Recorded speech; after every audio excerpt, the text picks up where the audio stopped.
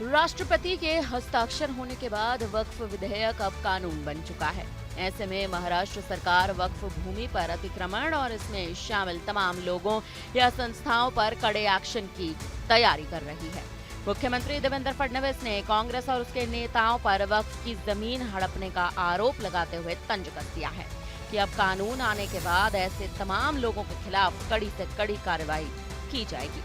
Media से बात करते हुए महाराष्ट्र के सीएम कहते नजर आए, कांग्रेस नेताओं ने एक बड़े घोटाले में वक्फ की जमीन हड़प ली है। केंद्र की तरफ से जो नया कानून बनाया गया है वह हमें इस मामले में पारदर्शिता लाने में मदद करेगा। इसके बदले में हम गरीब मुसलमान का जीवन बदल देंगे। मौजूदा कानून में हमने देखा है कि अगर कोई वक्फ की जमीन हड़प लेता है तो उसके लिए कोई प्रावधान नहीं होता, लेकिन संशोधन के जरिए हम ये सुविधा मिलती है कि हम उस पर एक्शन ले सके। संसद में केंद्र सरकार द्वारा पारित किए जाने के बाद वक्फ कानून पर लगातार प्रतिरोध जारी है। महाराष्ट्र वक्फ बोर्ड द्वारा जारी किए गए तमाम आंकड़ों से पता चलता है कि राज्य की आधे से ज्यादा भूमि पर अतिक्रमण है।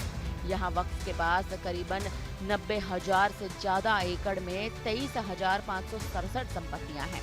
तो वहीं अगर अतिक्रमण की बात करी जाए तो मराठवाड़ा में सबसे ज्यादा 60% वक्फ की जमीन पर कब्जा है। महाराष्ट्र में वक्फ की हड़प की गई जमीनों की बात कोई नई नहीं है। 18 साल पहले ऐसे तमाम कई मामले सामने आने के बाद तत्कालीन राज्य सरकार ने जमीनों के प्रबंधन की जांच के लिए साल 2007 में एएटी के शेख आयोग का गठन किया था। आयोग ने साल 2015 में रिपोर्ट सौंपी। इसमें कांग्रेस और एनसीपी के कई तमाम नेताओं के नाम शामिल थे। आयोग ने इन लोगों के खिलाफ कार्रवाई करने और जमीन वक्फ बोर्ड को वापस करने की सिफारिश की, लेकिन कोई कार्यवाही नहीं की गई। इतना ही नहीं, मई 2015 में भाजपा शिवसेना सरकार के कार्यकाल के दौरान तत्कालीन राजस्व मंत्री एकनाथ शिंदे से घोषणा की गई थी कि अवैध रूप से किए गए अतिक्रमण या अवैध रूप से बेची गई जमीन को वापस करने के लिए एक विशेष कानून लाया जाएगा।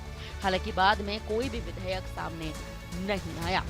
देखा जाए तो वक्फ की बिल के पास होने के बाद, वक्फ बिल को मंजूरी मिलने के बाद या सीधे तौर पर कहें तो राष्ट्रपति की मोहर लगने के बाद अब महाराष्ट्र सरकार में कड़ा एक्शन शुरू हो चुका है।